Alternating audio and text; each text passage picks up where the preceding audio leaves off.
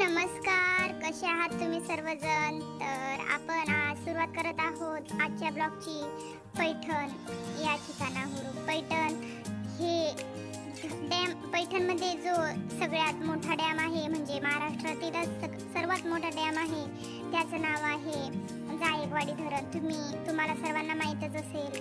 आणि त्याला दुसऱ्या एका नावाने ओळखलं जातं, जे की नाथसागर. आणि तिथेच आम्ही आज गेलो होतो.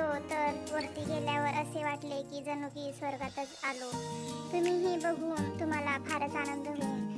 तर व्हिडिओ नक्की बघत राहा आणि कमेंट करून नक्की सांगा की कसा वाटतोय हा निसर्ग. आम्हाला तर तिथे गेल्यावर जणू की स्वर्गच दिसल्यासारखा असं वाटलं की तिथून घरी परत जावंच नाही.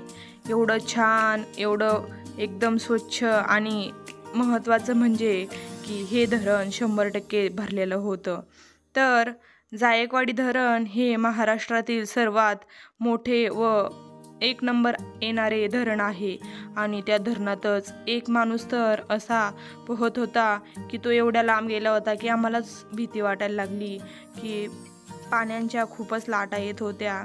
आणि पाण्याचा खूप जास्त पाणी असल्यामुळे आम्हाला असे वाटत होते की तो माणूस एवढ्या लांब कशाला गेला असेल. नंतर आम्ही ते खूप छान छान फोटोशूट केले.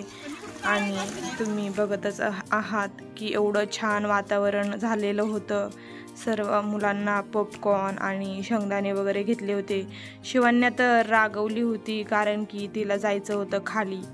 आम्ही सर्वजण खाली गेलो होतो पाण्याजवळ, आणि तिची ही अशी इच्छा होती की मलाही खाली जायचं पाण्याजवळ. आणि खूप रुसली होती ती. मग नंतर तिला मीच पाण्यात नेलं आणि तिनं खूप एन्जॉय केला तिथे.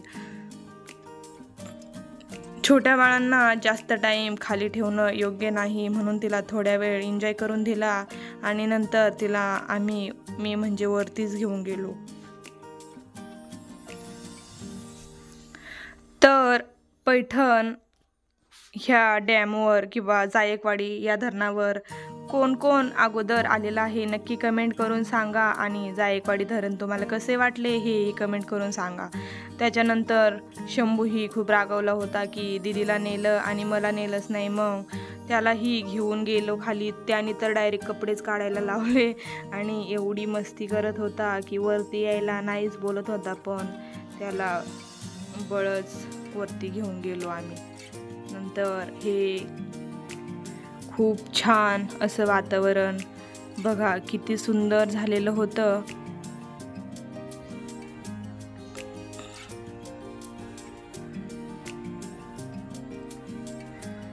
सगळ्यांचं असे फोटो काढण्याचं काम चालू होतं. तर या ठिकाणी आल्यावर असे वाटते की घरी वापस पुन्हा जावंच नाही.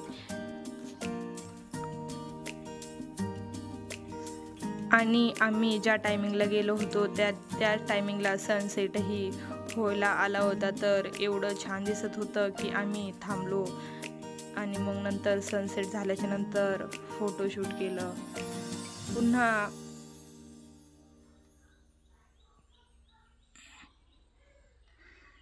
पुन्हा एक ही छानशी क्लिप अशी घ्यावं वाटली. खाली एवढं छान दिसत होतं, हिरवंगार वातावरण.